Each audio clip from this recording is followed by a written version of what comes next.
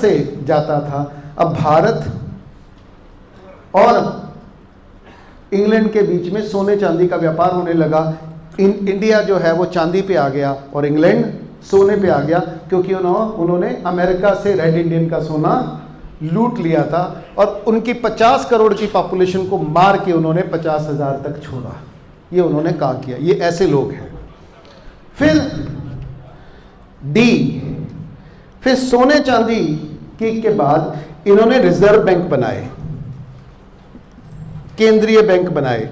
मैंने आपको पूरी लंबी कहानी सुनाई अमेरिका के रिजर्व बैंक की। उसी की तर्ज पे इंडिया का रिजर्व बैंक बना और उसी की तर्ज के बाद 1947 के बाद दुनिया के जितने भी देश बने, उन सभी देशों के जो केंद्रीय बैंक हैं वो इसी कानून से काम करते हैं। और आपको हैरानी होगी, दुनिया में पैसे के जितने भी अंतर्राष्ट्रीय कानून बने वो पहले भारत में लागू हुए, फिर सारी दुनिया में लागू हुए, क्योंकि दुनिया को पैसे से व्यापार, सोने चांदी से व्यापार करना किसने सिखाया? भारत ने सिखाया। और केंद्रीय पैसे की व्यवस्था को कैसे कंट्रोल करना है वो अंग्रेजों ने कहां से सीखा? भारत से। और वो कहां से सीखा? कलकत्ता से, यहां के महाजनों से। तो यहां की जो डीप स्टेट थी, जो पूरी दुनिया के व्यापार को कंट्रोल करती थी, उसने उसको कंट्रोल करके पूरी दुनिया का व्यापार कंट्रोल कर लिया और वहां से उन्होंने पूरी दुनिया का साम्राज्य हासिल किया। जहां भारत दुनिया का साम्राज्य हो सकता था वहां अंग्रेज हो गए, केवल एक गलती से, केवल एक गलती से। भारत की जो डीप स्टेट है उसने गलती की और जो सारा एडवांटेज इंडिया का था वो बना बनाया एडवांटेज उन्होंने अंग्रेज़ों को दे दिया और अंग्रेज़ों की राइज शुरू हुआ। क्योंकि आपने इतिहास का, बना बनाया इतिहास का पल, यानी 24% दुनिया की जीडीपी, सबसे ज़्यादा उत्पादन यहाँ पे, सबसे स्थिर व्यवस्था यहाँ पे, पूंजी यहाँ पे, व्यापार यहाँ पे, सब कुछ था यहाँ पे, और हमने वो गवा दिया। और वो अवसर झपटा अंग्रेज़ों ने और उन्होंने इंडस्ट्रियलाइजेशन करके अपनी व्यवस्था को आगे बढ़ाया। और परंतु वो नए नए हथियार पैदा करते गए। पहले उन्होंने सोने को करेंसी बनाया और हमको चांदी की करेंसी से लूटा। फिर उन्होंने रिजर्व बैंक बन के हमारा सारा सोना और चांदी अपने पास रिजर्व रख के लूट लिया। ये केवल उन्होंने भारत में नहीं किया, वो उन्होंने पूरी दुनिया में किया। तो रिजर्व बैंक पहले 1913 में अमेरिका में बना, 1934 में हमारा बना, 1947 के बाद सारी दुनिया के रिजर्व बैंक उसी नियमों पे काम करते हैं जिस नियमों पे हमारा रिजर्व बैंक काम करता है। सभी दुनिया के रिजर्व बैंकों के जो लॉ हैं वो मैंने निकाल के पढ़े हैं, लगभग एक जैसे हैं। पूरी दुनिया के जो एजुकेशन सिस्टम है लगभग एक जैसे हैं। पूरी दुनिया की जो अदालतें हैं वो लगभग एक जैसी हैं। तो कहने का मतलब है पूरी दुनिया के नोट, वोट, कोर्ट, डिवोट लगभग एक जैसे हैं। और ये चारों एक दूसरे को सपोर्ट करते हुए चलते हैं, ढक के चलते हैं। जैसे उन्होंने अपने नोटों को किसके पीछे ढक लिया? वोट के पीछे। कि जो नोट है वो तो भारत सरकार छापती है, क्योंकि रिजर्व बैंक क्या है? भारत का है। ये दिखाया उन्होंने, छुपाया उन्होंने। और वोट को किसके पीछे ढक लिया? ये तो हमारा कोर्ट है, ये तो हमारा संविधान है। और संविधान हमने किसने लागू किया है? हमने किया है, we the people of India. यानी सब कुछ गढ़ा जा रहा है, टिकाया जा रहा है हमारे विश्वास के ऊपर। हमारे विश्वास के साथ खेल के ये सारा खेल किया जा रहा है, क्योंकि हम अंधों की तरह विश्वास करके चल रहे हैं और ये इन्हीं बेड़ियों से हमको जकड़ते जकड़ते जा रहे हैं। तो रिजर्व बैंक आया। रिजर्व बैंक के बाद ये क्या ले आए? पेपर करेंसी 1971 में, यानी सोने चांदी को उन्होंने विदय कर दिया। यहां से वो उन्होंने अनंत पैसा छापने लगा। पहले वो कितना पैसा छाप सकते थे? जितना सोना और चांदी था। इसलिए दुनिया में रुपए की मात्रा सीमित थी। उनके कंट्रोल में थे पर वो सीमित थी। 1971 के बाद उन्होंने कितना पैसा छापना शुरू किया? अनंत। इसलिए दुनिया में आज जितना नोट है उसका 90% 1971 के बाद छपा है। और जितना रुपया बढ़ता जाएगा उतनी कीमतें बढ़ती जाएंगी और मूल्य कम होता जाएगा। मूल्य कम होने का मतलब परचेजिंग पावर। तो परचेजिंग पावर, जितना कीमत बढ़ती है उतना परचेजिंग पावर कम होती है। इसलिए जितने लोगों के पास नोट बढ़ते हैं उतनी उनकी दरिद्रता, परचेजिंग पावर, खरीद शक्ति क्या होती है? घटती है। इसीलिए रुपए को कहते हैं दरिद्र नारायण। ये जहां जाएगा क्या फैलाएगा? दरिद्रता। ये कैसे दरिद्रता फैलाता है? क्योंकि इन 4 माध्यमों से आप जितना भी पैसा कमाते हो, जितनी भी मेहनत कमा करते हो, वो बिना किसी रुकावट के आपकी जेब से निकल के। तो उत्पादन कौन करता है? उत्पादन कौन करता है? किसान। उसमें रूपांतरण कौन करता है? इंडस्ट्री। उसको बेचता कौन है? व्यापारी। उसको खरीदता कौन है? किसान और इंसान। थोड़ा सा फर्क होता है। तो आपने जितना भी पैसा कमाया इसको लेन देन करोगे किसके द्वारा? अगर इंसानों के बीच में लेन देन करोगे तो सारा उत्पादन किसके बीच में घूमेगा? इंसान। तो सारे इंसान क्या हो जाएंगे? समृद्ध।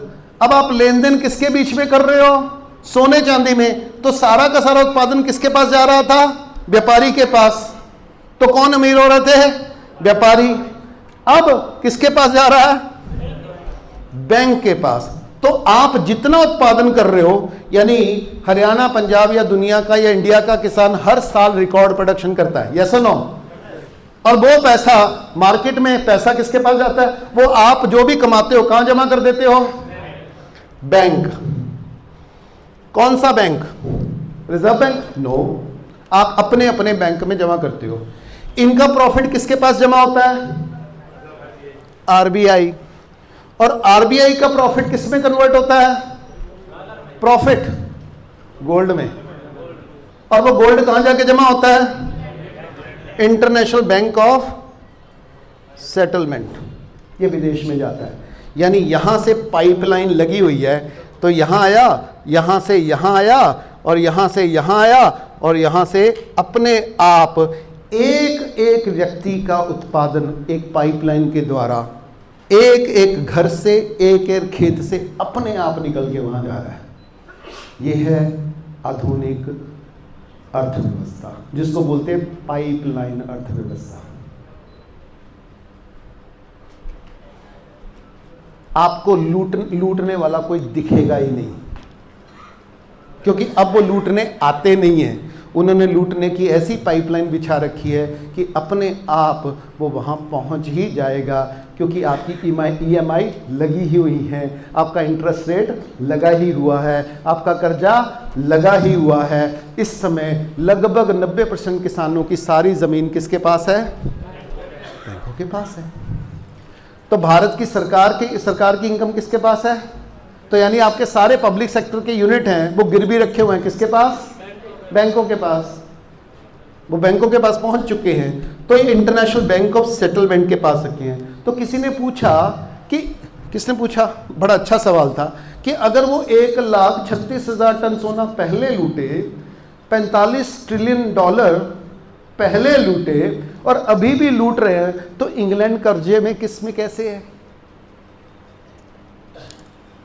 अगर दुनिया का सबसे अमीर देश अमेरिका है और दुनिया के हर देश को वो $1 के पीछे 82 रुपए लेता है, तो वो गरीब कैसे है? यानी वो भी 133-134% कर्जे में है। जापान दुनिया का तीसरा सबसे अमीर देश है, वो कर्जे में क्यों है? इंग्लैंड भी कर्जे में क्यों है और दुनिया के सारे अमीर देश कर्जे में है। इस समय दुनिया का जो जीडीपी है वो $100 ट्रिलियन की है, दुनिया का कर्जा $300 ट्रिलियन को है। ये $300 ट्रिलियन वो लाए कहां से देने के लिए?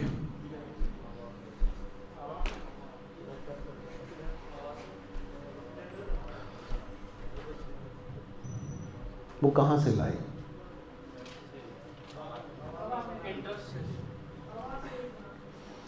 वो उन्होंने छापे भी नहीं हैं, क्योंकि दुनिया की टोटल जो करेंसी है, करेंसी नोट, जो नोट बोले थे ना मैंने, दुनिया में जो टोटल नोट हैं वो सिर्फ $34 ट्रिलियन के ही हैं। और दुनिया का कर्जा कितना है? तो 34 छाप के वो 300 कैसे कर गए? इंडिया की करेंसी कितनी है? 34 करोड़ की। इंडिया के ऊपर कर्जा, इंडिया के ऊपर कर्जा कितना क्या है? 156 लाख करोड़ का। इंडिया की सर्कुलेशन में मनी कितनी है? सर्कुलेशन में मनी एक होती है प्रिंट में मनी, एक होती है 234 लाख करोड़। जैसे आपके अकाउंट में कितने हैं, आपके अकाउंट में कितने हैं, आपके अकाउंट में कितने हैं, आपके अकाउंट में कितने हैं, सबका जो लेन देन है ना मार्केट में, उसको जोड़े तो लगभग 234 करोड़ में है। यानी आपका पैसा जब आपने मेरे को पे किया तो इसके अकाउंट में जाके बोलेगा, जब इसको गया तो इसके बोले, तो 1 रुपया 10 हाथ जब घूमता है एवरेज, तो वो उतना सर्कुलेशन क्रिएट करता है। तो ये जो 234 लाख करोड़ है ये टोटल सर्कुलेशन ऑफ मनी है। इसमें से 156 लाख करोड़ का तो कर्जा इंडिया में उन्होंने पैदा कर दिया है। ये कहां से लाए बैंक? क्योंकि पैसा तो नहीं, जो छपा हुआ तो वो तो 34 ही है, तो कर्जा इतना कैसे हो गया? इसको समझ लो। 3 चीजें हैं, ये अर्थशास्त्र की 3 टर्म है, पहले समझो। एक है करेंसी, जो नोट जो फिजिकली हैं, जो आरबीआई ने छापे हैं, वो कितने हैं? 34। कर्ज कितना है? 156। सर्कुलेशन कितना है? 234। और जीडीपी कितनी है? 3.34 ट्रिलियन। ये 4 टर्म है। ये चारों टर्म को आपको समझ में नहीं आता किसी को। चलो मैं आराम से समझाता हूं। तो पहला है फिजिकल, कितना? 34। तो पैसे का एक की अर्निंग दूसरे के, मैं जब अर्न करता हूं तो मैं स्पेंड भी तो करता हूं। तो मैंने जो अर्न किया, वो जो मैंने खर्च किया वो आपकी इनकम बनी, जो आपने खर्च किया वो आपकी इनकम बनी। तो आपकी बही खाते में आपका खर्च और इनकम, आपकी बही खाते में आपका खर्च और इनकम, आपके बही खाते में आपका खर्च और इनकम, इनको जब मैं जोड़ूंगा तो कितना बन जाएगा?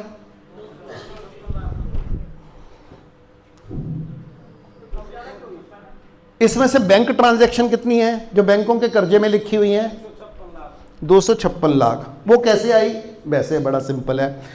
आरबीआई ने, सुनो, आरबीआई ने 34 लाख करोड़ रुपए छापे, उसका कुछ 5% 10% रेपो रेट रख के उसने बाकी सारा पैसा बैंकों को, किसको दे दिया? बैंकों को दे दिया। और बैंकों ने क्या किया? उसका 5 या 10% रख के बाकी किसको बांट दिया? पब्लिक को। टोटल कितना बांटा? इतना ही होगा ना। परंतु ऐसा नहीं है। उन्होंने क्या किया? हमारे साहिल भाई बैंक में गए कि बैंक में मुझे ना अपनी नई गाड़ी फाइनेंस करवानी है। तो कहते हो वेरी गुड, लाओ अपने डॉक्यूमेंट, आपके सीवी, आपकी प्रॉपर्टी कितनी है, ब्ला ब्ला ब्ला ब्ला ब्ला। आपने अपनी प्रॉपर्टी उनको दिखाई, उन्होंने आपको 30 लाख रुपए की गाड़ी इनको उन्होंने फंड कर दी। वो 30 लाख करोड़ रुपए बैंक ने कहां से निकाला? कहीं से निकालेगा तो इनको देगा ना।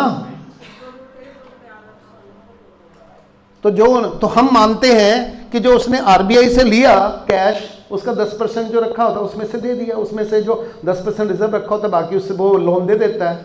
ऐसा नहीं होता। ऐसा मानते हैं, ऐसा किताबों में लिखा जाता है। होता ऐसा है कि उन्होंने साहिल भाई को 30 लाख रुपया दे दिया। तो 30 लाख रुपया साहिल भाई को कैश में दिया, क्या किया? साहिल भाई के नाम का एक अकाउंट खोला, चमचमाता, बिल्कुल नया नकोर, जो पहले कहीं एग्जिस्ट नहीं करता था।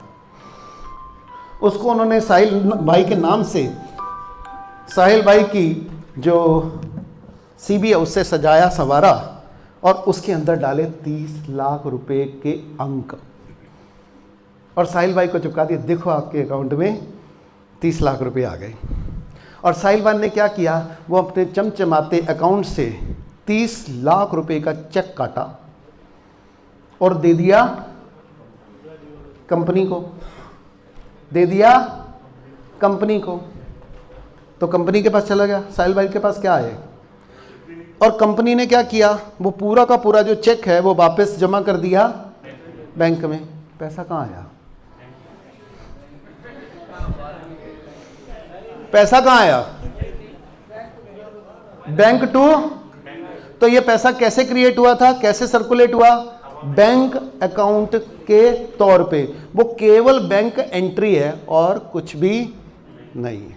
साहिल भाई 30 लाख रुपए कैश काट ले बाहर, साहिल भाई 30 लाख जो कैश काटते, तो जो 30 लाख जो कैश काटते वो कितने साहिल भाई काटते? कितने साहिल भाई काटते? यस, क्योंकि वो कभी आपको कैश नहीं देते, वो केवल आपको अकाउंट ही देंगे। नहीं, ये तो और ज्यादा स्मार्ट है। इन्होंने तो बैंक को काटने का मौका ही नहीं दिया, उन्होंने अपनी जो थी ना वो ही काट के दे दी कैश पेमेंट पे ले ली ये और ज्यादा स्मार्ट निकले हैं जी। इन्होंने बैंक को नया पैसा जनरेट करने का मौका ही नहीं दिया। इसलिए बैंक को जब कोई कैश पेमेंट दे के पैसा लेता है ना, बैंक कभी खुश नहीं होता, क्योंकि बैंक कैश मिल जाता है तो बैंक केवल और केवल कैश इन हैंड उसका बढ़ता है और उसको एंट्री में डालना पड़ता है। परंतु जब उसको केवल लोन करता है तो उसके वो नई मुद्रा का उत्पादन करता है। इसलिए धरती पर किसान के बाद अगर कोई उत्पादक है तो वो बैंक है, क्योंकि वो जो मनी कहीं एग्जिस्ट ही नहीं करती, जिसका कोई आधार ही नहीं है, जिसका कोई सोना नहीं है, चांदी नहीं है, कानून भी नहीं है, उसको वो पैदा करता है। आपका कर्ज लेना ही बैंक का पैसा पैदा करना है, क्योंकि कर्ज ही रुपया है।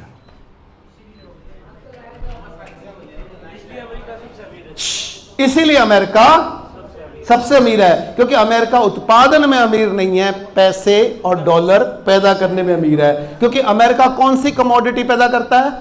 डॉलर। उसका डॉलर के ऊपर एकाधिकार है। इसलिए पैसा एक वस्तु है बैंक के लिए। जब भी आप कर्जा मांगने जाते हो, ऑन डिमांड वो उसको पैदा कर लेता है। पहले वो छापता था, परंतु छाप केवल आरबीआई सकता है, वो आरबीआई छाप सकता है, पर ये बैंक असल में बैंक छापता है। बैंक, ये जो 234 करोड़ है ये बैंक ने छापे। इसने, ये किसने छापे हैं? ये आरबीआई ने। आरबीआई कब छापेगा? क्योंकि आरबीआई केवल और केवल ऑन डिमांड छाप सकता है। तो इसकी डिमांड कौन करता है? आम जनता, आप और मैं। इसको डिमांड कौन करेगा? सरकार। तो सरकार कब डिमांड करती है? जब सरकार घाटे का बजट बनाती है। तो सरकार के द्वारा घाटे का बजट बनाना ही बैंक से डिमांड करना है, और जब सरकार डिमांड करती है तब आरबीआई नया रुपया छाप देता है। कहां से, किस नियम से? सरकार ने मांगा इसलिए हमने छापा। सरकार ने क्यों मांगा? क्योंकि सरकार ने को आपने वोट दिया है। आपने वोट क्यों दिया? क्योंकि आपको उसने वादा किया था कि किसान की इनकम होगी दुगनी, क्योंकि हमने 100% लोगों को टॉयलेट बना के देने हैं। तो 100% जो टॉयलेट हैं वो किससे बने? इसी पैसे से। कर्ज से। और फिर उन्होंने कहा हमने लगाए 200 वैक्सीन महोत्सव, सबको फ्री वैक्सीन लगा। और सबको फ्री वैक्सीन कहां से लगा? यहीं से लगा। और हमारा कर्ज 72% से सीधा पहुंचा 98%। कोरोना में भारत के का जो कर्जा है वो 72% से बढ़ के 98% हुआ है। लगभग 26% कर्ज हमने 2 साल में पैदा किया है नरेंद्र मोदी गवर्नमेंट ने कोरोना में। ये कीमत है कोरोना की जो आपने पे की है। 26% कर्जा आपके ऊपर चढ़ा है। और सरकार ने जब वो कर्जा लिया तो गिरवी क्या रखा?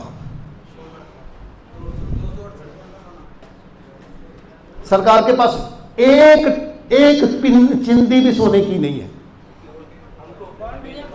उन्होंने गिरवी क्या रखा? बॉन्ड। किसके बॉन्ड? जो आपकी पब्लिक लिमिटेड कंपनियों के बॉन्ड हैं। वो कंपनियां किसकी थी? वो इन्वेस्टमेंट किसकी थी? आपकी इन्वेस्टमेंट उन्होंने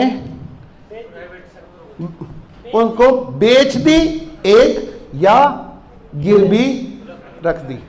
ये है कर्ज का सिस्टम। तो जब जब सरकारें नई योजना पैदा करती हैं आपका कर्ज बढ़ता चला जाता है। इसलिए सरकारें उस कर्जे को पे करने के लिए नए नए टैक्स लगाती हैं। इसलिए कर्ज बढ़ता जाएगा, टैक्स बढ़ते जाएंगे, क्योंकि सारे के सारे कर्जों का भुगतान किसको करना है? आपको। इसलिए दुनिया में सबसे ज्यादा जीएसटी भारत पे कर रहा है।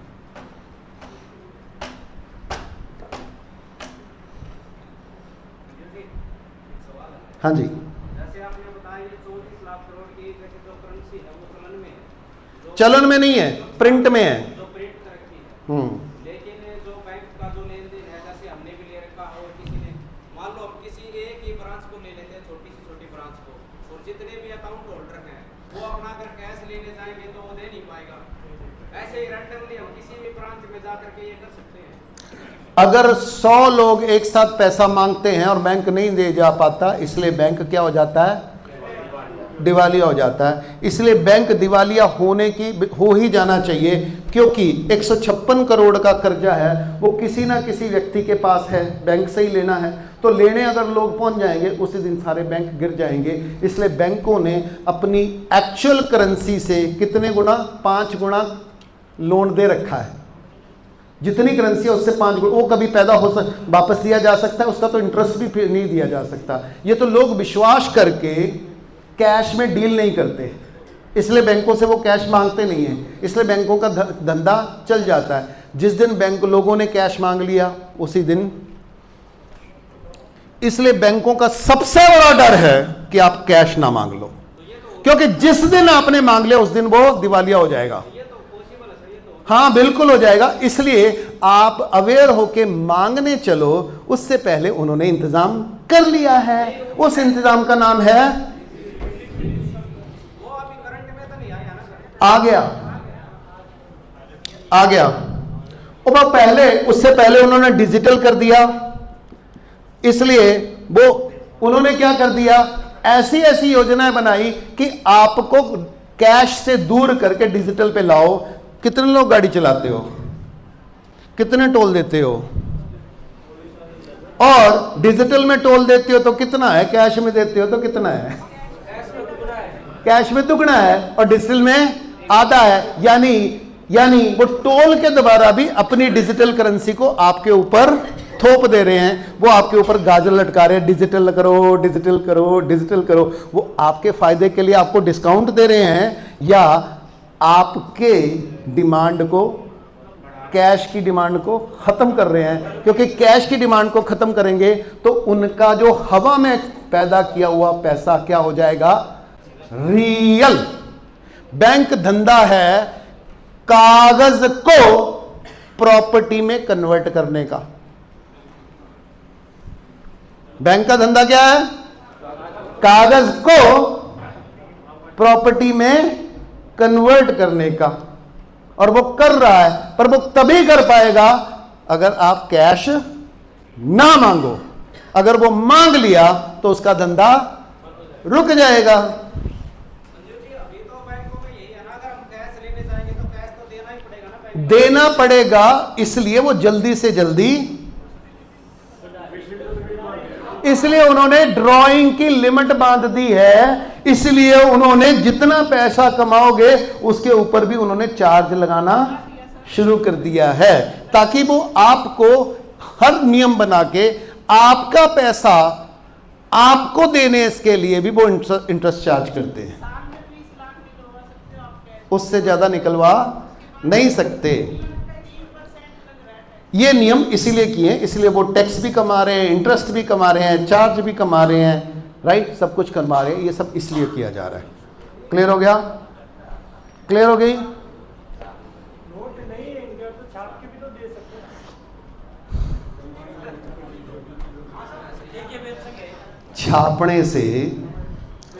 छापने से महंगाई बढ़ेगी, महंगाई बढ़ेगी तो नुकसान किसका होगा?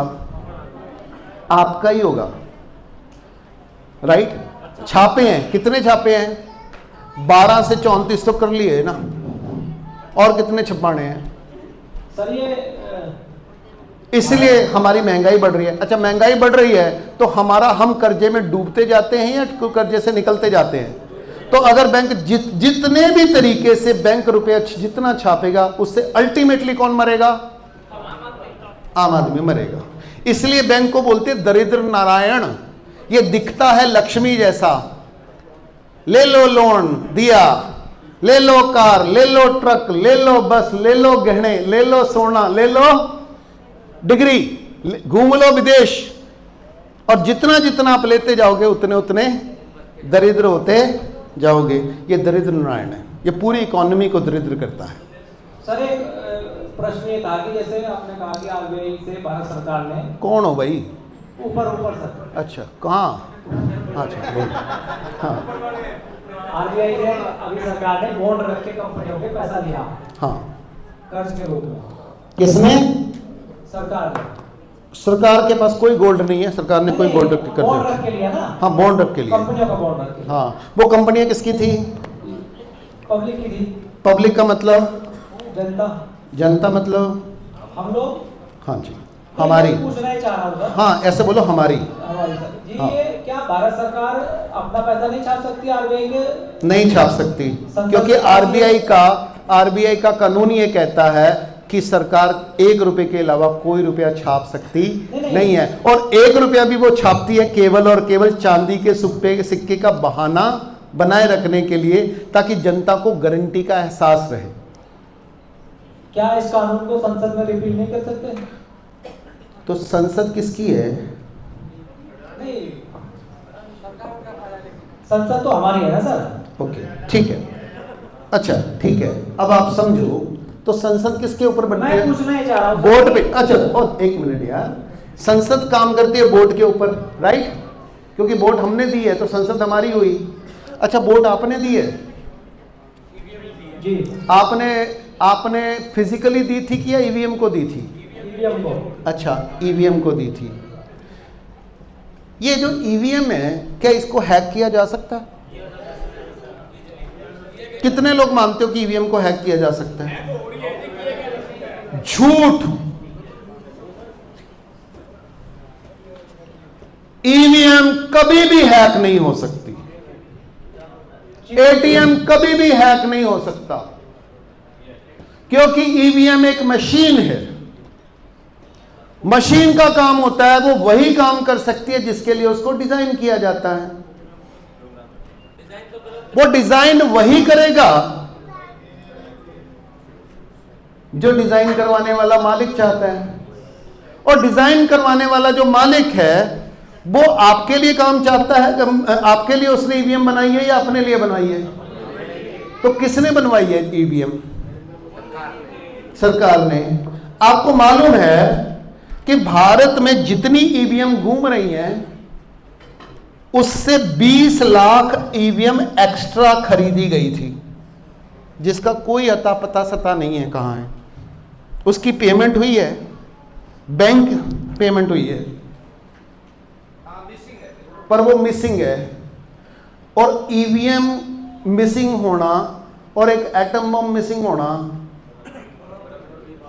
हाँ हाँ, एक वोट से सरकार गिरती और बैठती है ना। एक भी ईवीएम से कितनी सरकारें बन सकती हैं? वो जो ईवीएम है जो मिसिंग है वो किसने मिस की है? और उसने कोई एफआईआर भी नहीं की है, तो उन्होंने ही रखी हुई है। और इस ईवीएम के थ्रू क्या क्या कारनामा किया जा सकता है? तो हैकिंग ईवीएम की होती है या वोटर की होती है? ईवीएम नहीं मैं हैक होता, आप हैक होते हो।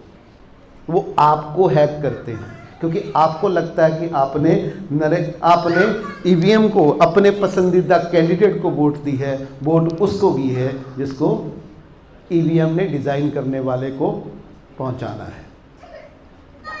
इसलिए एटीएम भी हैक नहीं होता। एटीएम वही काम करता है जो बनाने वाला डिज़ाइन करता है। वो आपको कुछ और बताता है, खुद अपने मालिक को कुछ और बताता है। ये है। इसलिए जैसे आपका मोबाइल है, मोबाइल में दो तरह के फंक्शन हैं। एक फंक्शन है जो आप यूज़ करते हो, एक फंक्शन है जो गूगल यूज़ करता है। जो गूगल यूज़ करता है वो ज़्यादा है और जो आप यूज़ करते हैं वो ज़्यादा है। तो आपका डाटा सुरक्षित है? क्या ये हैक होता है? नहीं, वो तो वही काम करता है जिसके लिए वो डिज़ाइन किया है। हाँ, आपको नहीं पता है,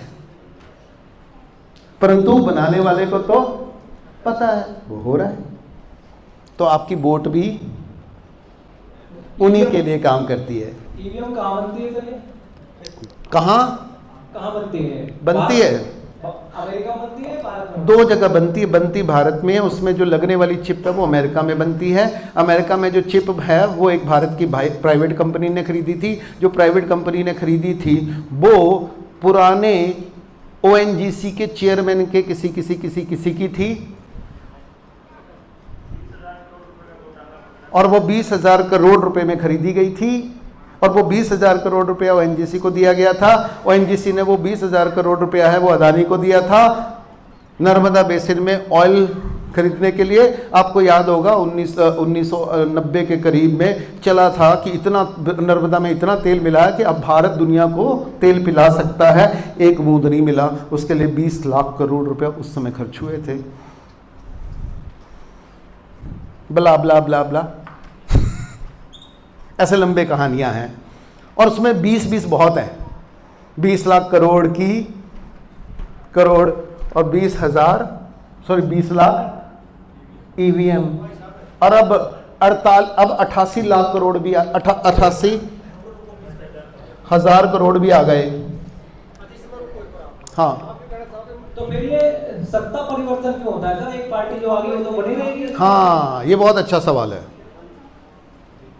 मतलब ईवीएम बदली जाओ बाद में करना चाहो, बाद में यूं बदली जाओ, इसीलिए खरीदी गई है। तो मान ली भारत का काम हो रहा है हरियाणा में, कोई एमएलए चुनाव लड़ा है नहीं तो जड़ा ईवीएम अंदर है और रात में टेंट ला ले पड़ना आ गया। हाँ जी, तो फिर तो कोई समस्या नहीं। सुनिए ईवीएम कितनी है? तो सारी ईवीएम बदलने की जरूरत है? ईवीएम सारी की सारी बदलने की जरूरत है? अरे आ रहा हूं, पहले सुन तो लो। क्योंकि आप क्या कर रहे हो, एक जगह से उसको ऑपरेट नहीं करते। ये पूरा का पूरा सिस्टम ऑपरेट करता है। वो डाटा एक जगह से निकाला जाता है या पूरे सिस्टम में डाला जाता है?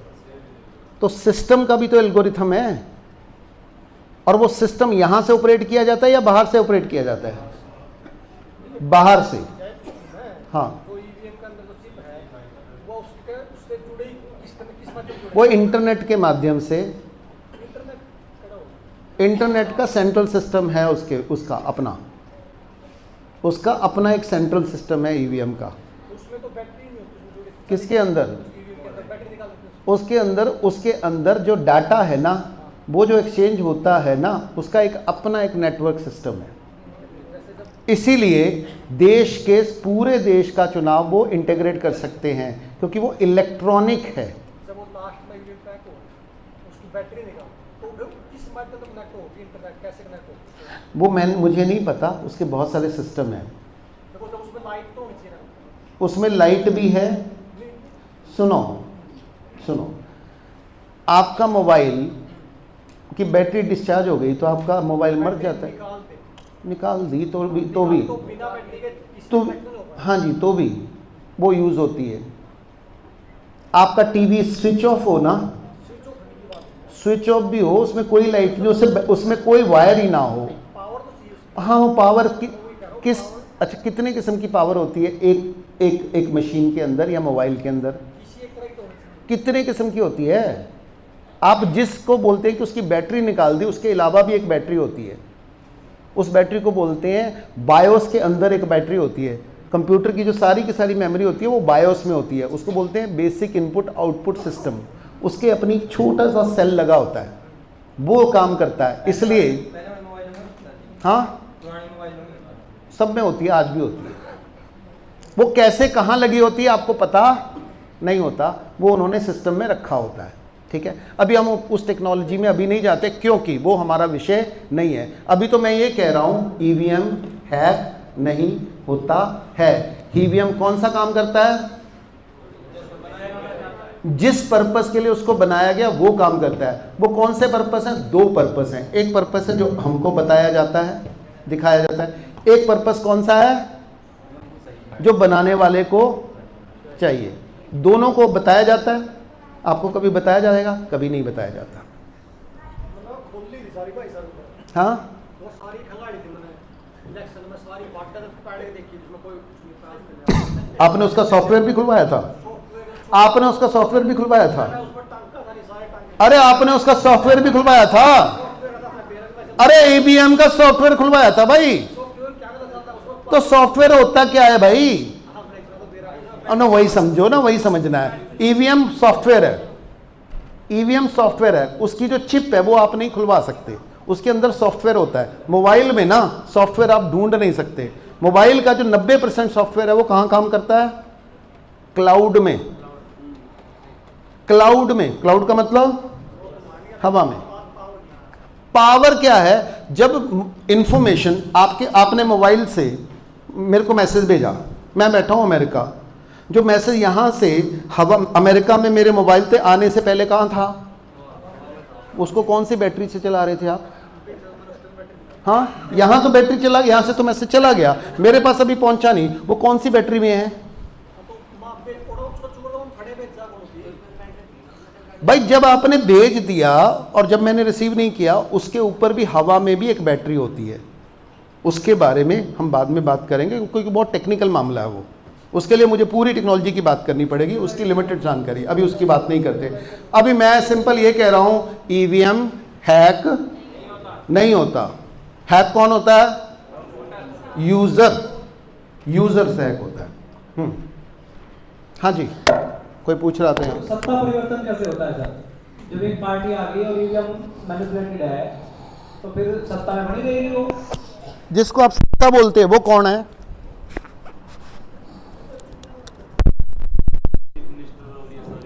ओके, आपको लगता है कि प्राइम मिनिस्टर और चीफ मिनिस्टर और प्रेसिडेंट यही सत्ता होते हैं?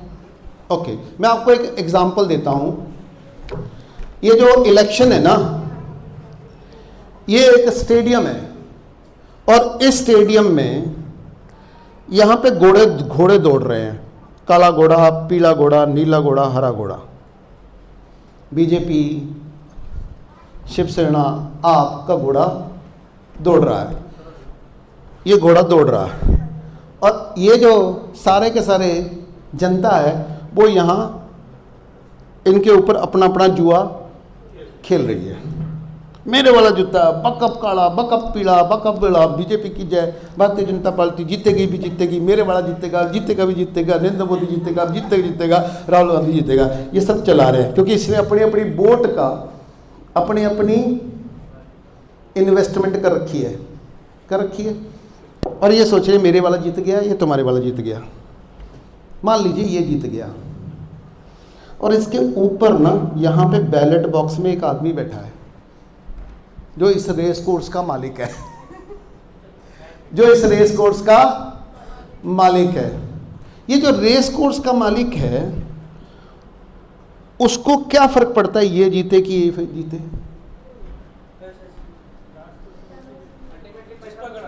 क्योंकि पैसा इन घोड़ों को मिला, पैसा इन घोड़ों को मिला। पैसा किसके पास गया? इसके पास, राइट। और इसने इनके साथ सौदा किया, क्या? जिसको सट्टा करना है कि आज तू जीते, तू कितना देगा और तू कितना देगा, तो जो ज्यादा ऑफर करेगा वो उसको जिता देगा। अब सुनिए, बड़ा इंटरेस्टिंग चीज है। अभी 1 मिनट पूरी करने दो, पूरी। आपकी बात एक बड़ी कर देते हैं। ईवी में खेल तो 50 साल से पहले का, उससे पहले 70 साल खेल पड़ेगा, तब भी यही था, तब वो मैनुअल खेला जाता था, क्योंकि सिस्टम यही है, सिस्टम यही है। काम करने का मशीनें बदली हैं, लोगों को काम करने के तरीके बदले हैं, पर जो डीप स्ट्रक्चर है वो सेम है। यानी कहने का मतलब है लोग नेता के ऊपर सट्टा लगा रहे हैं, राइट। पैसे किसको जा रहे हैं? इसके पास इकट्ठे हो रहे हैं। और ये जो है ना रेस कोर्स के मालिक, ये क्या करते हैं? ये रेस कोर्स के जो घुड़दौड़ है ना, घुड़दौड़ के जो घोड़े हैं, वो दोनों अपने रेस कोर्स के मालिक के पास जाते हैं। जैसे राहुल और मोदी अभी अभी होके आए हैं। क्या होके आए हैं? अमेरिका होके आए हैं। वो वहां पे होके आए हैं, तो इन दोनों ने उसको ऑफर दिया कि तुम जीतोगे तो तुम क्या ऑफर करते, तुम क्या ऑफर करते हो कि मैं तुमको जिताऊं, और तुम क्या ऑफर करते हो कि मैं तुमको जिताऊं। क्या ऑफर है इस बार की? ओके, इस बार की ऑफर क्या है? CBDC number 1, offer number 1। Number 2 offer क्या है? पिछली बार की ऑफर थी कोरोना, इस बार की दूसरी ऑफर क्या है? Pandemic treaty. ये ऑफर नंबर 2 है। ऑफर नंबर 3 क्या है? हाँ, क्लाइमेट लॉकडाउन और कार्बन क्रेडिट और UBC। इससे पहले एक और बड़ी ऑफर है जिसके बारे में अभी मैंने ब्रेक में जाने से पहले मैंने बात करनी शुरू की थी। बहुत बड़ी ऑफर है। वो ऑफर है कि भारत की सरकार आंतरिक और बाहरी कर्जे में डूब चुकी है। श्रीलंका का भी 119 था, श्रीलंका डूब गया, पर श्रीलंका डूबने के बाद उबर गया क्योंकि श्रीलंका की 100 बिलियन से ज़्यादा की इकोनॉमी नहीं है। अदानी उससे बड़ा है श्रीलंका से, मालूम है ना। अदानी की जो टोटल वेल्थ है वो श्रीलंका से ज़्यादा बड़ी है, मालूम है ना। तो उसको उबेरने के लिए कोई उसको कर्ज दे देगा, छोटी कंट्री है ना, थोड़ा तेल दे देगा, थोड़ा अनाज दे देगा, थोड़ा कुछ भी देगा, थोड़ा कर्ज देगा तो उसको उबार लेगा, क्योंकि आजू बाजू की कंट्री नॉर्मल है। भारत अगर डूबा तो भारत को कर्ज कौन देगा? अगर पाकिस्तान के पास अनाज नहीं है तो इंडिया दे देगा या कोई दूसरा दे देगा, क्योंकि छोटा कंट्री है। श्रीलंका देगा, डूबेगा तो हम उसको अनाज भेज देंगे, है ना। अगर भारत का अनाज खत्म हो गया, जो अभी सिर्फ 6 महीने का अनाज बाकी है आपके पास, तो भारत को अनाज कौन देगा? 150 करोड़ लोगों को अनाज कौन देगा? इसलिए खतरा किसके लिए है? इसलिए खतरा किसके लिए है? भारत के लिए है। उनके लिए भी है, परंतु उनका खतरा छोटा है, टेम्परेरी है। हमारा खतरा परमानेंट है। उसके लिए उस कर्जे में हम ना पड़े तो भारत को उस कर्ज से निकलने के लिए, 1 मिनट बीच में नहीं, उस कर्ज से भारत को निकलने के लिए क्या करना पड़ेगा? भारत को कुछ, क्योंकि भारत की करेंसी तो चलेगी नहीं, फॉरेन रिजर्व भारत का खत्म हो गया, तेल इस इकोनॉमी को चलाने के लिए, खेती को चलाने के लिए, बिजली चलाने के बिजली तो चाहिए, ट्रांसपोर्टेशन तो चाहिए, तो तेल चाहिए। तो तेल खरीदने के लिए अब आपको अल्टीमेटली वो रुपया आपका लेते नहीं है, कर्ज आपको दे दे के वो ऑलरेडी 120% कर चुके। अब आप वो कहते हैं कि हम किस पे देंगे आपको? लैंड उनको नहीं चाहिए, एक ही चीज़ मांगते हैं वो, गोल्ड। तो आपके पास कितना है? अगला जो टर्न है वो है 25,000 टन का सोना। ये कैसे आएगा? श्रीमान नरेंद्र मोदी से कहा जाएगा आप भी हेनरी ट्रूमैन की तरह एग्जीक्यूटिव ऑर्डर पास करो और सारा का सारा भारत की जनता को बोलो कि अपना सोना कहाँ जमा करें? बैंक में। और बैंक आरबीआई एक्ट 1934 से बना हुआ है कि जितना सोना उसमें आएगा उसका 60% उसी दिन कहाँ जाएगा? बोलो भारत माता की।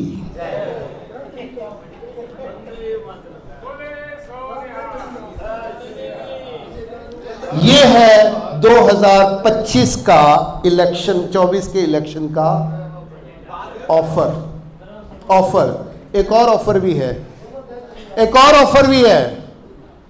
वो ऑफर है 2000 नाटो ट्रीटी। मालूम है ना नाटो ट्रीटी? नाटो ट्रीटी का मतलब है, यूक्रेन का युद्ध क्यों हुआ था, यूक्रेन रशिया का, कि यूक्रेन ने नाटो ट्रीटी साइन कर ली, यानी नाटो की सेनाएं अब यूक्रेन में जाके, अमेरिका की सेना नाटो में जाके, यानी रशिया के बॉर्डर पे आके खड़ी हो सकती है अटैकिंग पोजीशन में। हाँ एक मिनट, क्या यूनिफॉर्म सिविल कोड के ऊपर बहुत सारे पेज हैं, उससे बड़ा सीरियस ये है क्योंकि यूनिफॉर्म सिविल कोड का जो है वो सिर्फ पब्लिक को डिवाइड कर रहा है, वो भारत के अलग अलग लोगों को एक दूसरे से डिवाइड कर रहा है। उसका फायदा केवल सत्ता को हो सकता है, परंतु सारी भारत की प्रजा का जो नुकसान है, यानी भारत तीसरे विश्व युद्ध का केंद्र बने, ये वो कानून है। इसका मतलब होगा कि भारत ने, अंग्रेजों ने भारत को पता कैसे जीता था? अंग्रेजों के पास 1 लाख परमानेंट सेना थी जो किसी भारतीय राजा के पास नहीं थी, मात्र 1 लाख परमानेंट सेना थी। चाइना ने भारत के ऊपर आक्रमण क्यों किया? क्योंकि भारत के पास परमानेंट सेना ही नहीं थी।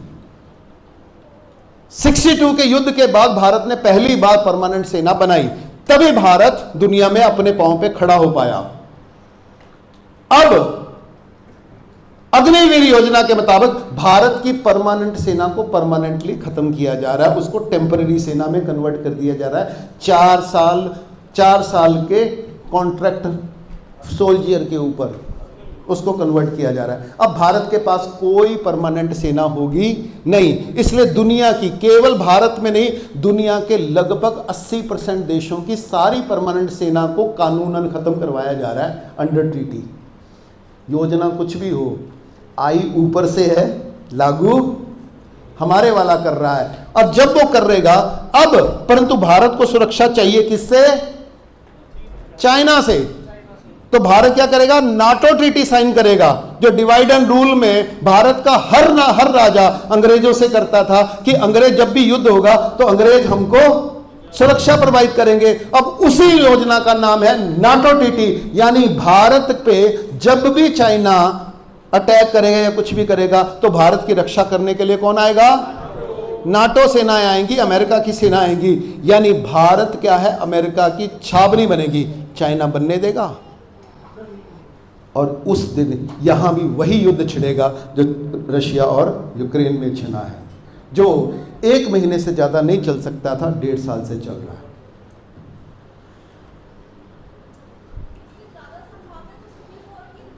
किसकी? सिविल वॉर एक और घटना, उसके भी ऊपर भी आता हूं। सिविल वॉर क्यों करनी है उसके एक और कारण है, वो बाद में आते हैं, क्योंकि कई सारे जो षड्यंत्र हैं वो एक साथ चल रहे हैं और उनके पास इतने सारे पत्ते हैं, वो कोई भी पत्ता चल सकते हैं। आपको उन्होंने हर तरीके से बांध दिया है कि भारत के जो नागरिक हैं वो इन्फॉर्म हो भी जाएं, वो विरोध करने लगेंगे तो उनको आपस में डिवाइड कर देंगे। राइट, यहां पे मणिपुर चल रहा था और उन्होंने उसको डाइवर्ट करने के लिए क्या पैदा कर दिया, और उधर अदानी शुरू हुआ था, उन्होंने क्या खोल दिया? मणिपुर। और मणिपुर अगर थोड़ा सा आगे बढ़ा, उन्होंने क्या खोल दिया? मेवात। और मेवात अभी आगे बढ़ ही रहा था तो क्या खोल दिया? अविश्वास प्रस्ताव। अविश्वास प्रस्ताव खत्म हो जाएगा तो आगे क्या चलेगा? तो आपको क्या करते हैं? क्योंकि उनको पता है कि असली जो युद्ध है वो मनोयुद्ध है। वो किनके मनों की भूमि पर लड़ा जा रहा है? जनता की। तो जनता की मन को कोई मुद्दा वो टिकने देते नहीं है। वो हर 2 महीने में आपके मन पे मुद्दा बदल देते हैं, ताकि आप एक मुद्दे से निकल के दूसरे से तीसरे, तीसरे से चौथे से 5वें, क्योंकि बीच में अभी आप बाढ़ से निपट के निकले हो। अभी बाढ़ के, अभी इसमें क्या है, पंजाब में, यूपी में, पंजाब में, हरियाणा में, हिमाचल में बाढ़ है, और यूपी और बिहार में सूखा है। और भारत की कम से कम 30-35% जो प्रजा वहां है वो भूख से मरेगी। अब उनके लिए अनाज नहीं होगा।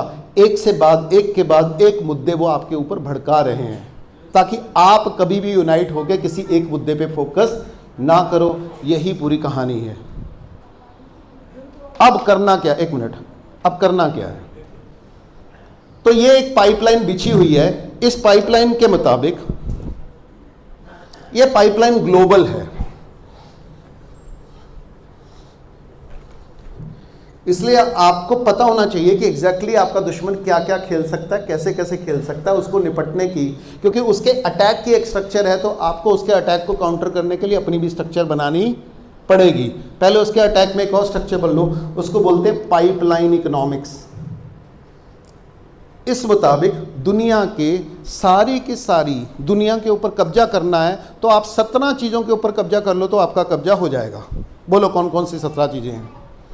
Number 1 note, number 2 coat, number 3 boat, number 4 धर्म, नंबर 5 शिक्षा, नंबर 6 स्वास्थ्य, मेडिसिन, टीका, टेस्ट, डॉक्टर, डिग्री, पैथी, और उसके treaty, pandemic treaty, WHO treaty. 7 vote में आ गया, वो कानून आ गया, police, yes, police and army.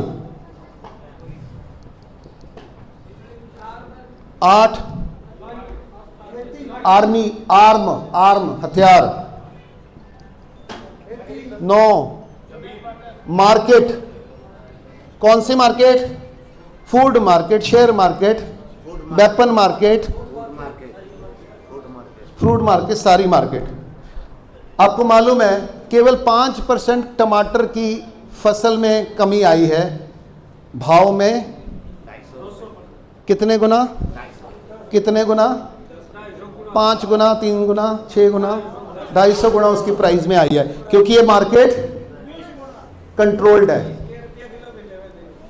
और आपको ईवीएम पे शक हो जाता है, मार्केट पे कभी नहीं होता।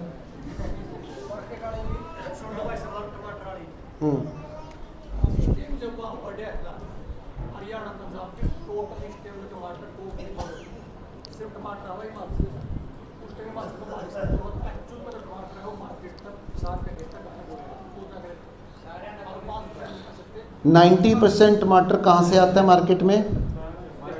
2 तरह से टमाटर आता है। एक मिनट, आप थोड़े से मिस इन्फॉर्म्ड हो, इसलिए करेक्ट करना जरूरी है।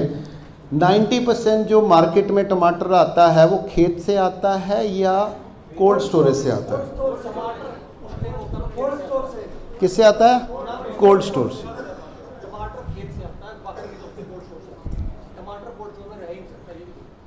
किसने कहा? अच्छा, आप जाइए कोल्ड स्टोर में अमाउंट देखिए। लोकल टमाटर कितनों ने कब खाया था लास्ट टाइम? आपने देसी टमाटर लास्ट टाइम कब खाया?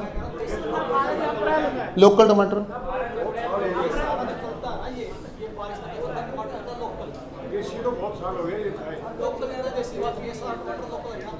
मैं सिंपल बात कह रहा हूं कि मेरे पास पूरे इंडिया का डाटा है। पूरे इंडिया के डाटा के मतलब 5% फसल का अंतर आया है टोटल। मैं भी इसमें डिबेट में नहीं बैठा, मुझे बात नहीं आ रही। हाँ मैंने फिर महाराष्ट्र के किसानों से बात की थी, जी यहाँ किसानों से बात की जी, जो उस समय जो टमाटर का एकदम से बारिश के बाद उस समय वो बिल्कुल कहीं कह रहा हूं, पर वो कितने % फसल पे प्रॉब्लम आई है?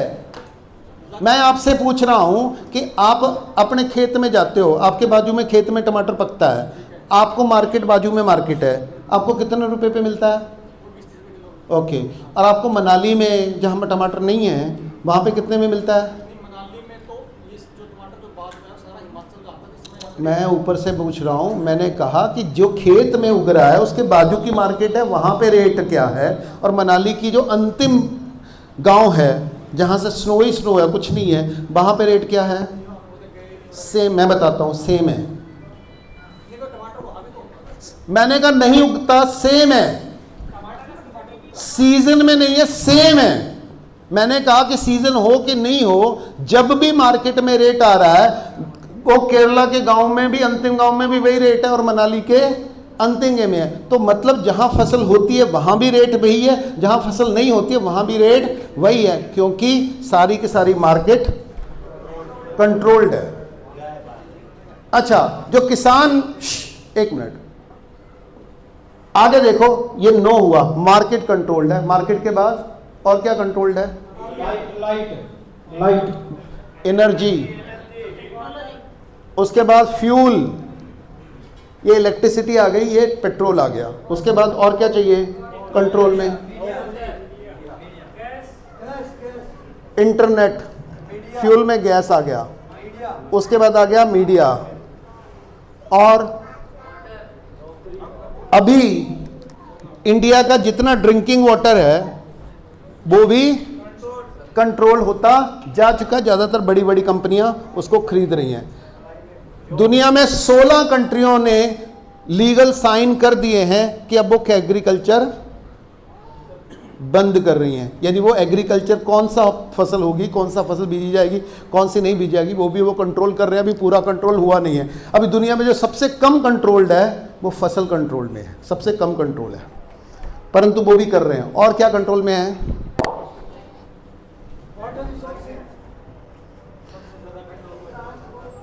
एंटरटेनमेंट,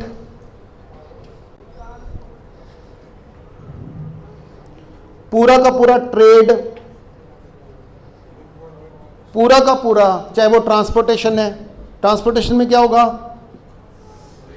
रेल किसका? रेल किसका? पोर्ट किसका? प्लेन किसका?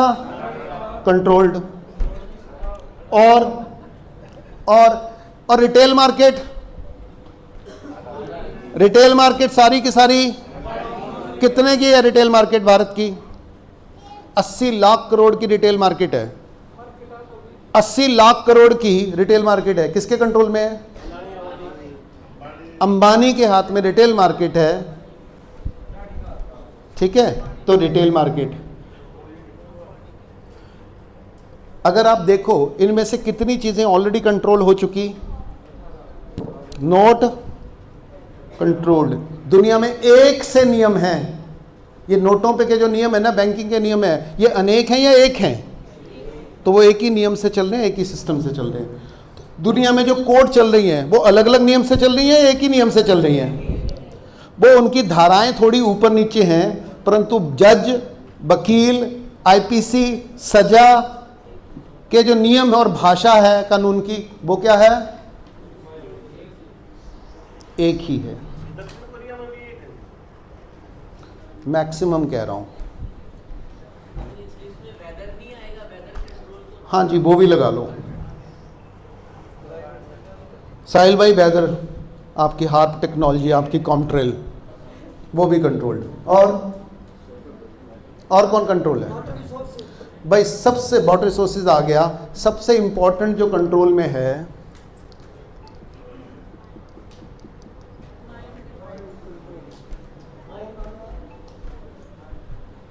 Mind control, information control, dress control. अब तो वो फूड भी कंट्रोल कर रहे हैं, क्योंकि वो क्या करें, प्लेन में एक सब फूड करेंगे, फैशन एक से, फूड एक सा, ट्रांसपोर्टेशन आपकी, और आपको जो घरों के डिज़ाइन है वो भी एक से, इसलिए कंस्ट्रक्शन की टेक्नोलॉजी एक सी। अब आने वाले जो व्हीकल हैं वो सारे के सारे पेट्रोल के, डीजल के, फॉसिल फ्यूल के बंद करके वो किसके ला रहे हैं? एक के। और जो चलने का जो नियम है, जो आपके टोल टैक्स हैं, वो जो टोल के नियम है, वो भी सारे कंट्रोल के। तो सारी की सारी चीज़ों को वो सिस्टमैटिकली 90% चीज़ें वो ऑलरेडी कंट्रोल कर रहे हैं या कर चुके हैं, कर चुके हैं। क्या कंट्रोल नहीं हुआ अभी तक? ओनली एक आदमी बचा है जो अभी तक कंट्रोल नहीं है, किसान, और भारत का किसान विशेष रूप से। इसलिए दुनिया में जब तक वो फूड अल्टीमेटली कंट्रोल नहीं करते, लोग इनके बिना चला सकते हैं। इनके बिना वो पुलिस को इग्नोर कर सकते हैं, वो रोड को इग्नोर कर सकते हैं, वो गैस को भी इग्नोर कर सकते हैं, राइट? वो बिजली को भी इग्नोर कर सकते हैं, फूड को इग्नोर नहीं कर सकते। तो जो किसान है, जो अभी भी 50% इंडिपेंडेंट चल रहा है, अगर किसान कंट्रोल में हो गया तो ये सारा सिस्टम पूरा हो जाएगा। तो लड़ने की, खड़ने की, अड़ने की और पूरा का पूरा विकल्प देने की अगर एकमात्र संभावना है, वो केवल किसान में है। कैसे? किसान क्या करता है? इस सब को खत्म कर देता है। संजय भाई जी, आज अगर काफी एरिया की बात देखो ना, तो टोटल कंट्रोल इलेक्ट्रिसिटी का है, खेतों का, पानी का, क्योंकि ट्यूबवेल के अलावा कुछ और साधन है ही नहीं। मैं खाद का देखो भी तो ये 50% ऐसा लगता है कि 50% मैंने कहा ना 50% किसान हो चुका है, पर केवल बचा है तो किसान ही बचा है। थोड़ा बहुत। हाँ, मैं ये कह रहा हूं क्योंकि किसान के पास ना इस कंट्रोल से बाहर जाने का रास्ता अभी भी है। कैसे? किसान इन सारी व्यवस्थाओं को छोड़ देता है और किसान वापस किस व्यवस्था में चला जाता है? वो कैसे? वो अब जो उत्पादन करेगा वो बाजार के लिए नहीं करेगा, किसके लिए करेगा? 36 बरादरी के लिए करेगा। किसके लिए करेगा? के लिए करेगा। तो उसके पास कितना गुना होगा? 10 गुना। कहां जाएगा? गांव में रहेगा। तो गांव में रहने के लिए उसको बाजार के ऊपर अपनी जो निर्भरता है, इसके ऊपर जो अपनी निर्भरता है, उसको कट करना पड़ेगा। तो पुराने सिस्टम पे जाना पड़ेगा, परंतु उतना नहीं जाना पड़ेगा। और ये कितनी देर में जाना पड़ेगा? Within 2 years।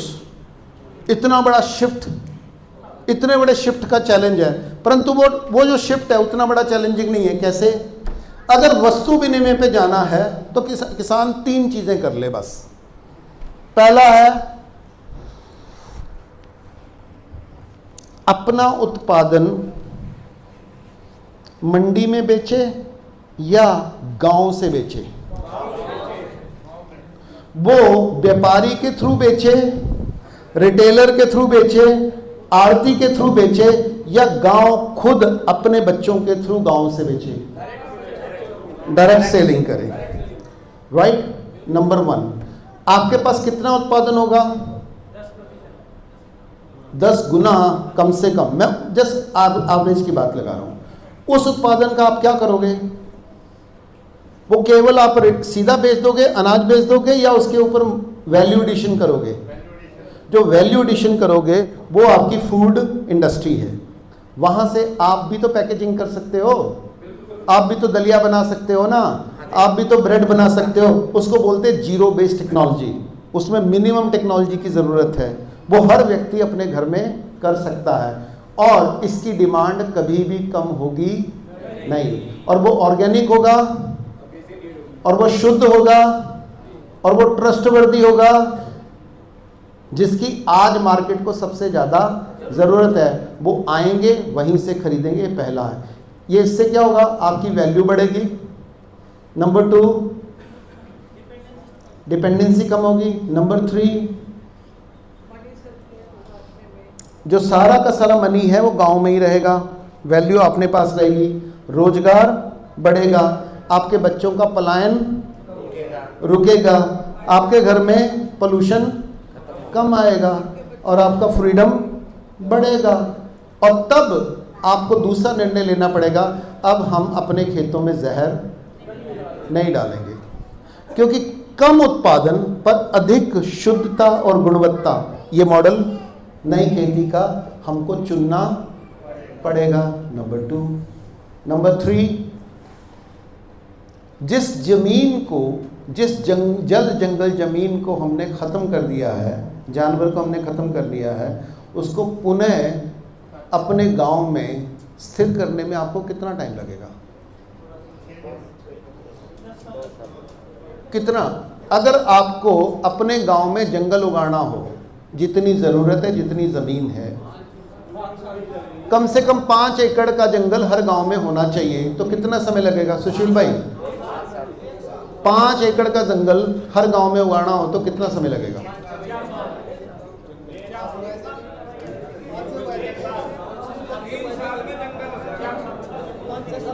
मैक्सिमम 5 साल। ओके, जितने जंगल के साथ साथ जल, यानी जितना जमीन में पानी बहता है, अभी उस पे आते हैं, क्योंकि अभी क्या है, ग्लोबल समस्या खत्म करके हमको डील करनी पड़ेगी, अपनी गांव में भी तो लड़ाई लड़नी पड़ेगी।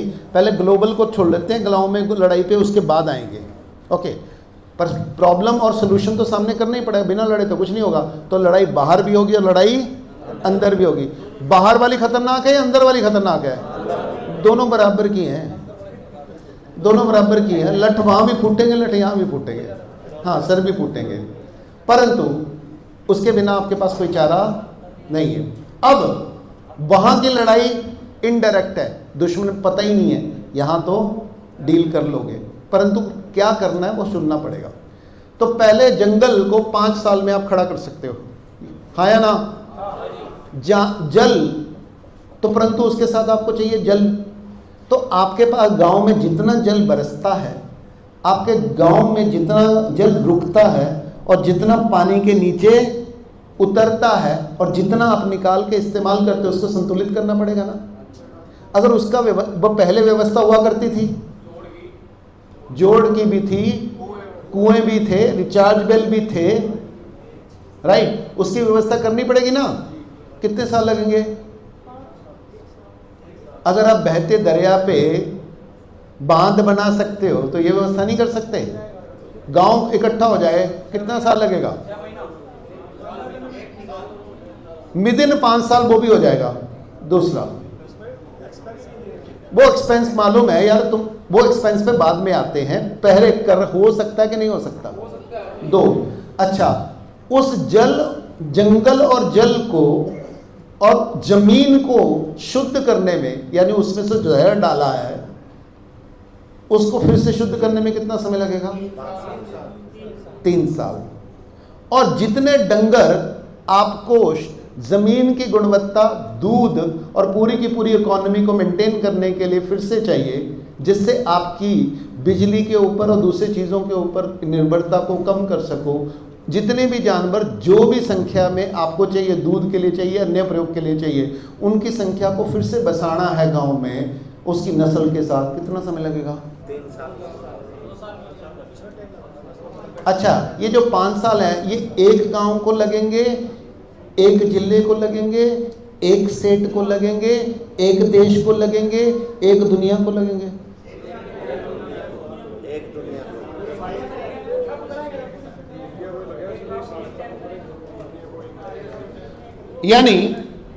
यानी जितनी तेजी से दुनिया बिगड़ी है, उसका चक्का अगर उल्टा दिया जाए तो समय में, बहुत कम समय में लगेगा, साधन बहुत कम लगेंगे।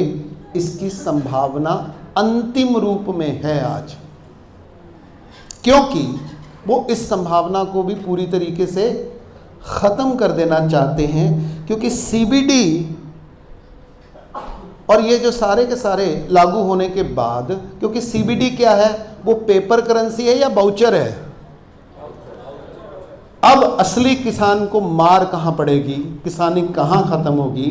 वो यहाँ ख़त्म होगी अगली किसानी कि जो सीबीडी है वो बाउचर है। बाउचर का मतलब है, उसके बाद आएगा यूनिवर्सल बेसिक इनकम, यानी सारी की सारी जनता को हैक करने के लिए, उनका माइंड हैक करने के लिए अगला जो कानून आ रहा है वो ये आ रहा है कि 70 कंट्री को बैंकरप्ट कर दो, उनमें हाहाकार दंगे करवा दो, और सारी की सारी जो कंट्रीज़ हैं वो संभाल नहीं पाएंगी, छोटे मोटे युद्ध हो जाएंगे, छोटी मोटी सिविल वार हो जाएगी, छोटे मोटी भुखमरी फैल जाएगी, छोटी मोटी बीमारियां फैल जाएंगी, छोटे मोटे डॉक्यूमेंट फैल देंगे। सारी सरकारों के जो अध्यक्ष हैं वो हाथ खड़े कर देंगे, हम नहीं संभाल सकते। वो कहेंगे कि तुम नहीं संभाल सकते, इसलिए दुनिया को नए ऑर्डर पे रीऑर्गेनाइज करना पड़ेगा। इसलिए WHO टेक ओवर करता है और न्यू वर्ल्ड ऑर्डर को डिक्लेयर करता है। उसके मुताबिक क्या है, दुनिया में जनता के पास पैसे नहीं है क्योंकि लॉकडाउन लगाना पड़ रहा है, तो जनता को सहायता देने के लिए हम यूनिवर्सल बेसिक इनकम स्कीम चला रहे हैं, जिसके मुताबिक हर एक नागरिक, किसके, भारत के नहीं,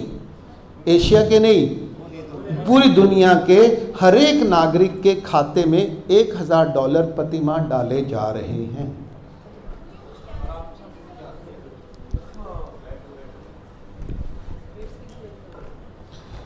मैं इसके बाद ये बात पूरी करने के बाद आपको लूंगा,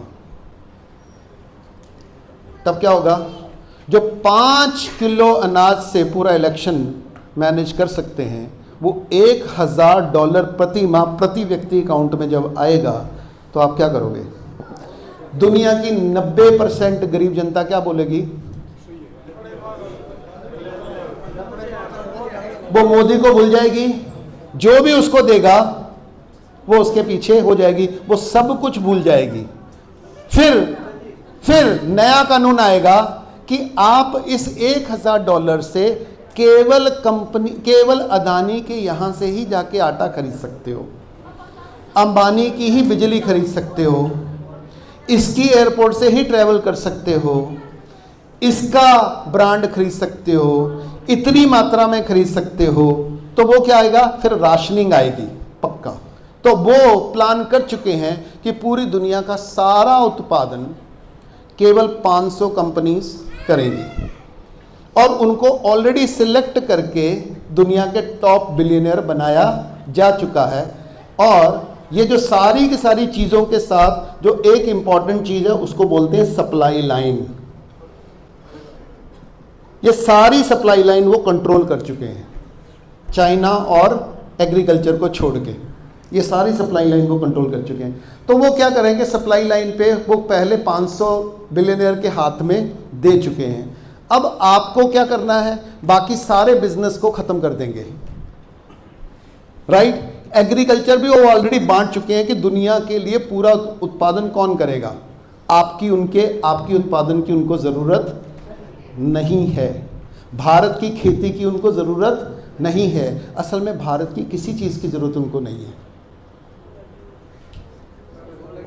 सुनो, सिर्फ सोने के अलावा बाकी सारी है। अब उन्होंने क्या है, सप्लाई लाइन को उन्होंने ऑलरेडी 500 लोगों में बांट दिया है। तो वो जो CBD है, वो CBD जो है उसका मतलब है वाउचर। तो आपको फिक्स कंपनी के ही खेलने हैं, तो बाकी लोग जो बिजनेस में हैं वो बिजनेस से बाहर हो जाएंगे, उनकी बिजनेस करने की ज़रूरत भी ख़त्म हो जाएगी। वो सब क्या कहेंगे, $1000 तो हर पर फैमिली है ही है, हमको क्यों मगजमारी करनी है। तो सारे के सारे खुशी खुशी घर में बैठ जाएंगे और लूडो खेलेंगे।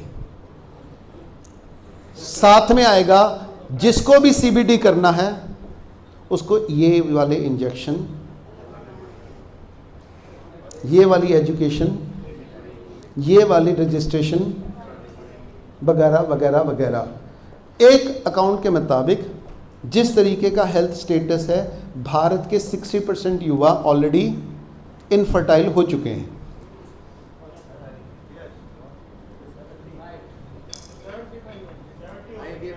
70% युवा, 60 से 70% युवा इनफर्टाइल हो गए। इसका मतलब है कि आप कुछ करो कि ना करो, हिंदू मुसलमान जो मर्जी करो, आने वाली नेक्स्ट पीढ़ी, 2 पीढ़ी के बाद आपकी जो पॉपुलेशन है वो 30% से ज़्यादा ज़्यादा रहने वाली नहीं है। और जितने लोगों को वैक्सीन लगा है, ओरिजिनल वैक्सीन लगा है,